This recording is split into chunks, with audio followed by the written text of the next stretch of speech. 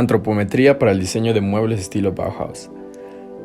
El estudio de la antropometría ha representado una gran importancia para el diseño a lo largo de los años, desde su aparición hasta la actualidad, puesto que se ha desarrollado en diferentes rubros y aspectos como lo es dentro de la corriente Bauhaus y lo que ha surgido consecuente a esta, enfatizando en obras tales como El arte de proyectar en la arquitectura por Ernst Neufeld, al igual que su desempeño hacia el diseño de mobiliario de viviendas y su correlación entre ambos, la cual continúa generando una gran relevancia hoy en el 2021.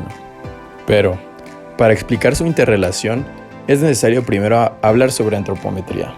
La antropometría es el estudio de las dimensiones del cuerpo humano, tomando como referencia distintas estructuras anatómicas, consideradas también como la ciencia que se refiere a la medición de la composición, tipo y proporciones del cuerpo humano.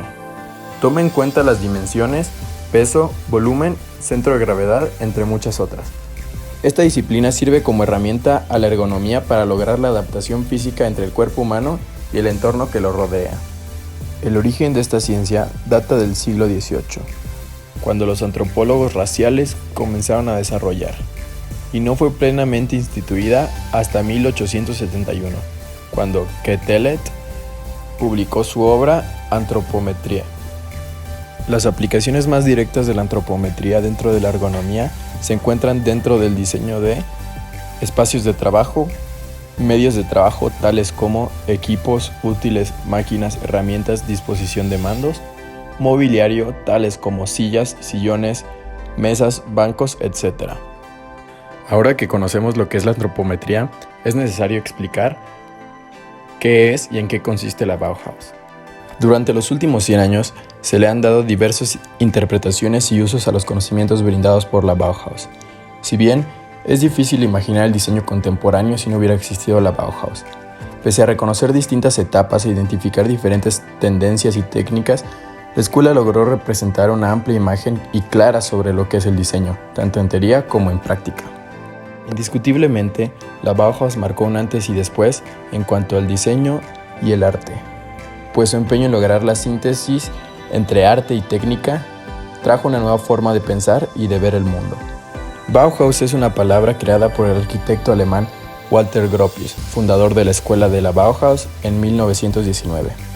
Responde a una combinación de dos palabras alemanas, Bau, que significa construir, y Haus, que significa casa. Construir una casa. Al momento de crear el término, Gropius pensaba en la labor conjunta de artistas y artesanos.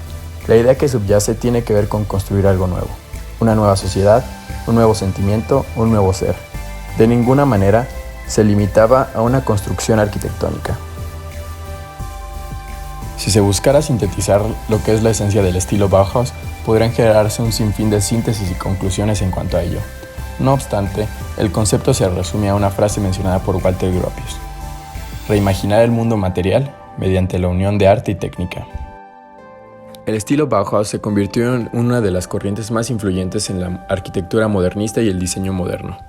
La Bauhaus tuvo una profunda influencia en el modo en el que se enseñaba el arte y la artesanía. La naturaleza del diseño de objetos buscaban el origen del lenguaje visual a través del análisis y el realce de formas geométricas básicas, colores puros, el uso racionalista de la tipografía y la abstracción. Todo eso a través del realce de espacios reticulados. Esta escuela sentó las bases normativas y patrones de lo que hoy conocemos como el diseño industrial y gráfico. Cuando se planea generar un proyecto nuevo, tanto arquitectos como diseñadores recurren al manual de Neufeld. Podría decirse que es gracias a la Bauhaus que este se logró. O bien, visto de otra forma, la Bauhaus generó un gran impacto para la creación de este. Pero antes de hablar del arte de proyectar en arquitectura, es necesario hablar de lo que estaba aconteciendo en Alemania durante ese momento. Antes del inicio de la Primera Guerra Mundial, Alemania era la primera potencia industrializada de Europa. Su constante preocupación por mantenerse en primera línea de progreso le había llevado a impulsar grandes reformas educativas. Parte del resultado de esto se genera la Bauhaus, y de esta salen interesantes personajes que se convertirían en grandes exponentes de arte, diseño y arquitectura a lo largo del mundo y de los años. Neufeld fue un arquitecto alemán que estudió en la Bauhaus. A los 19, Neufeld matriculó en la Bauhaus con sede en Weimar, Alemania. De hecho, fue uno de los primeros alumnos de Walter Gropius. En la Bauhaus, Neufert comprendió que la racionalización de los procesos constructivos era pieza fundamental en la concepción de una arquitectura moderna, sobre todo porque en esa época la industria ya comenzaba a fabricar productos en serie.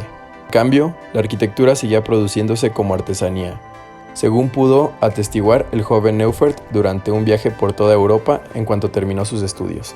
Neufert se obsesionó con la estandarización de la arquitectura y la construcción, pero no sabía cómo hacerlo, hasta que el papel iluminó su camino. Cuando en 1922, la DIN, Deutsches Institut für Normung, Instituto Alemán para la Normalización, estandarizó el tamaño del papel A4.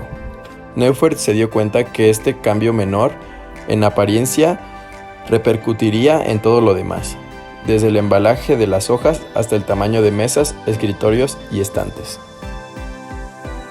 En el arte de proyectar en arquitectura, se consignan todas las medidas que se precisan para un proyecto. Para ello, Ernst Neufert observó y midió exactamente las acciones cotidianas de los seres humanos y trasladó sus datos a un marco espacial ideal, desarrollando una tipología y asignación específica de los espacios. Es bastante peculiar la historia en cuanto a su publicación, puesto a que el libro se publicaba en 1936, 3 años después de que los nazis forzaran el cierre de la Bauhaus. La eficiencia de su exhaustivo catálogo de medidas es aprovechada, sin embargo, más que nada por el régimen nazi. Tras la guerra, el desprovisto de ideología, el libro de Neufert se convirtió en un superventas durante esa época. ¿Qué hay sobre los muebles y el diseño? Bueno, el principal exponente de la escuela Bauhaus en su diseño por los muebles fue el arquitecto y diseñador Marcel Breuer, quien de hecho fue uno de los primeros alumnos de Walter Gropius, precisamente en el taller de muebles. Y este también a su vez fue uno de los primeros en desarrollar prototipos para muebles. Los muebles concebidos en la Bauhaus contaban con un análisis de funcionalidad para desarrollar su forma y debían ser pensados para una producción industrial, tema que se estaba tratando bastante durante esa época. Con anterioridad, los estilos de muebles eran muy primitivos, únicamente se utilizaba la madera y la piedra, y las pieles para construirlos. A medida que fueron pasando los siglos, los muebles pasaron a tener un papel principal en la decoración del hogar, comenzando a utilizarse así maderas exóticas como el ébano, cedro y palo rosa, para los muebles de estilo más lujosos. No fue sino hasta el siglo XX que se comenzó a utilizar el metal. Ahora se presentarán los diseños de la Bauhaus más emblemáticos de la época, empezando por la silla Wassily, diseñada por el arquitecto Marcel Breuer.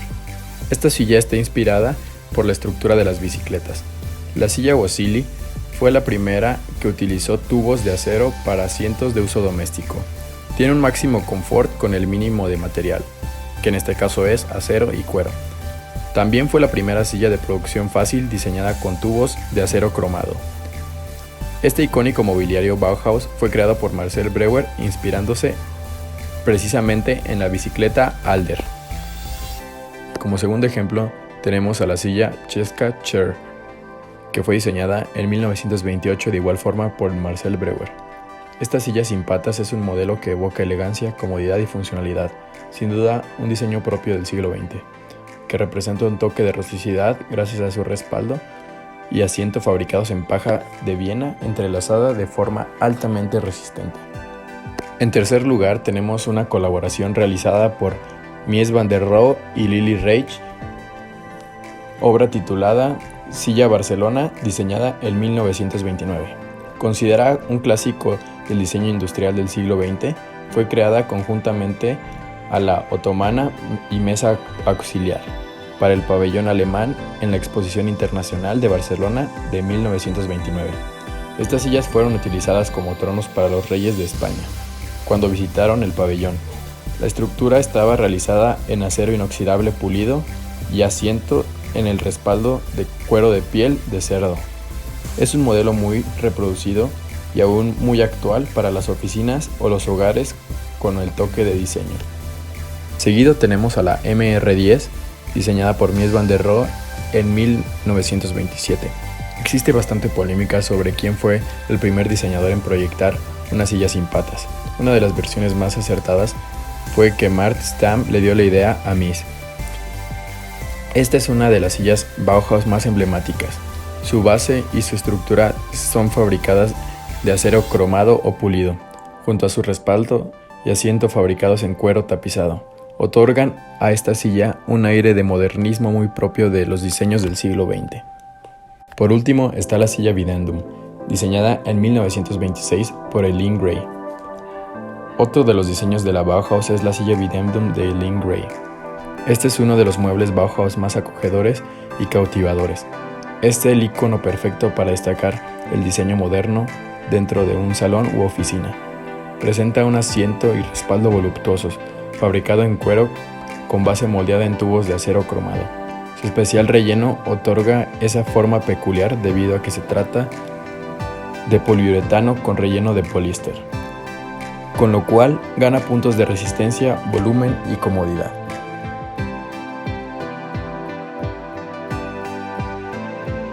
Esperamos que hayas disfrutado bastante de esta información como nosotros y que te pueda servir en un futuro. Gracias.